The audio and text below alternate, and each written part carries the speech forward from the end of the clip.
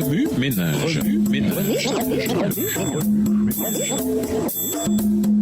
Bienvenue dans votre émission Remue-ménage. Nous voilà au dimanche 13 novembre. Foi dans les ténèbres. Cela sert-il ton but de me faire du mal? Lisons Job 10, verset 3. Job 10, le verset 3. Te paraît-il bien de maltraiter, de repousser l'ouvrage de tes mains et de faire briller ta faveur sur le conseil des méchants?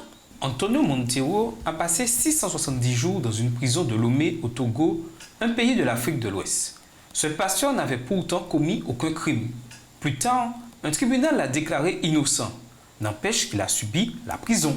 Je n'avais aucune idée de l'avenir, mais je croyais qu'un jour je serais libéré, a dit Antonio Monteiro à Adventist Review après son acquittement en 2014. J'ai donc accepté calmement ma situation, mais en même temps j'ai travaillé sans cesse pour qu'on me fasse justice et me libère définitivement. Même s'il n'avait aucune idée de la longueur de son épreuve, ni de la façon dont on traiterait son cas, le pasteur Monteiro a supporté sa détention. Quiconque se retrouve au cœur d'une épreuve passe par le désespoir, ce qui est compréhensible. Job, certes, subit une épreuve horrible. Bien qu'innocent, il avait tout perdu. Bien, enfant, santé. En dépit de la grande fidélité de son serviteur, lequel offrait même des sacrifices, juste au cas où un membre de sa famille aurait péché, Dieu permit à Satan de le faire souffrir au maximum. Le carnage fut dévastateur et l'impact émotionnel plus terrible encore. Tes propres mains m'ont fait, elles m'ont façonné, elles m'ont entouré, et tu veux me détruire? S'écria Job au verset 8. Puis il ajouta, tu m'avais modelé comme un objet d'argile, veuille t'en souvenir avant de me réduire à l'état de poussière. Verset 9. Tandis qu'il plaidait auprès du Seigneur, Job ne savait pas encore que Dieu avait donné la permission à Satan de l'éprouver. Cependant, ce même Dieu préserva sa vie et à la fin de l'épreuve, il récompensa son fidèle serviteur. Sauf que, de la perspective de Job, ce qui arrivait n'avait aucun sens. Il regretta même d'être né. « Pourquoi m'as-tu tiré du ventre de ma mère » demanda-t-il au verset 18. Une question pertinente. Ses amis crurent pouvoir expliquer une telle affliction. Job, croyait-il, dissimulait des péchés.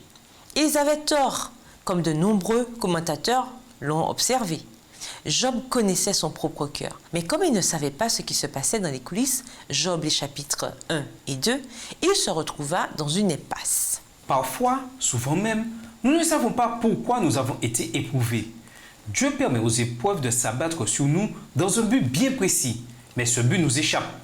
En temps d'épreuve, cependant, n'oublions jamais que Dieu reste tout près de nous, particulièrement lorsque nous reconnaissons combien nous dépendons de lui. Job n'était pas seul au sein de cette souffrance injuste. Lisons 2 Samuel 11, les versets 14 à 17.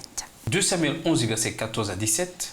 Le lendemain matin, David écrivit une lettre à Joab et l'envoya par la main d'Uri. Il écrivit dans cette lettre, « Placez Uri au plus fort du combat et retirez-vous de lui afin qu'il soit frappé et qu'il meure. » Joab, en assiégeant la ville, plaça Uri à l'endroit qu'il savait défendu par de vaillants soldats. Les hommes de la ville firent une sortie et se battirent contre Joab. Plusieurs tombèrent parmi le peuple, parmi les serviteurs de David, et Uri, le Héthien, fut aussi tué. Maintenant, jetez un coup d'œil sur Uri le Hittite, l'un des plus loyaux guerriers de David. David pécha contre Dieu et contre Uri en couchant avec Bathsheba, femme d'Uri. Ignorant ces choses, ce vaillant guerrier resta aux côtés de David. Alors, pour couvrir son péché, David envoya Uri chez lui. Mais voilà, ce dernier refusa d'obtempérer. David s'arrangea alors pour qu'Uri soit placé seul au plus fort du combat où il serait sacrifié. Quel péché Uri avait-il commis pour mériter une telle fin? Aucun, autant que nous sachions. Dieu avait-il permis à David de faire ceci? Non, bien entendu, comme nous le voyons plus tard dans l'histoire. Et pourtant, cette tragédie se produisit. Uri, ce soldat qui servait le roi avec un tel dévouement, subit sans le comprendre les conséquences inimaginables du péché du roi. Oui, de mauvaises choses nous arrivent parfois en raison des péchés d'autrui. Dieu n'empêche pas cela parce qu'à travers notre témoignage et notre caractère, il sera glorifié. Souvenez-vous, il permit à Satan de frapper Job parce qu'il savait que ce dernier brillerait à travers l'épreuve.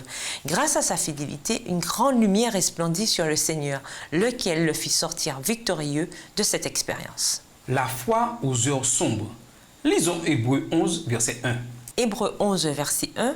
Or, la foi est une ferme assurance des choses qu'on espère, une démonstration de celles qu'on ne voit pas. Il n'est pas toujours facile de rester fidèle. Madame Job voulait que son mari mette fin à ses sombres heures en maudissant Dieu et en mourant. Job 2, verset 9. De même, de nombreuses personnes sont tentées d'abandonner Dieu dans les moments difficiles. Peut-être même vous. Cependant, la définition que la Bible donne de la foi devrait nous remplir d'espérance. Mettre sa foi en Dieu, c'est être sûr de ce que l'on espère, c'est être convaincu de la réalité de ce que l'on ne voit pas. Hébreux 11, verset 1. Aux heures désespérantes de notre vie, la meilleure chose à faire, c'est de mettre notre confiance en Dieu et de nous fier à son plan pour nous. Même s'il voulait me tuer, je m'attendrai à lui. Job 13, verset 15.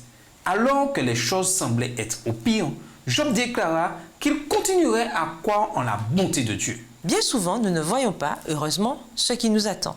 Dans le cas contraire, nous serions saisis de frayeur ou ne pourrions plus faire confiance à Dieu. Mais ceux qui ont choisi de croire savent que Dieu n'est pas un débiteur et que le Seigneur récompensera ceux qui lui sont fidèles. Être sûr de ce que l'on espère dit à Dieu que l'on se confie en lui et en ses voies. Et cela nous rappelle qu'il existe quelque chose de glorieux de l'autre côté de la souffrance. Remue-ménage, vous fiez-vous aux promesses divines ou êtes-vous envahi par vos circonstances? Comment pouvez-vous encourager une personne qui souffre? Au revoir. Et à demain si Dieu veut. Remue-ménage.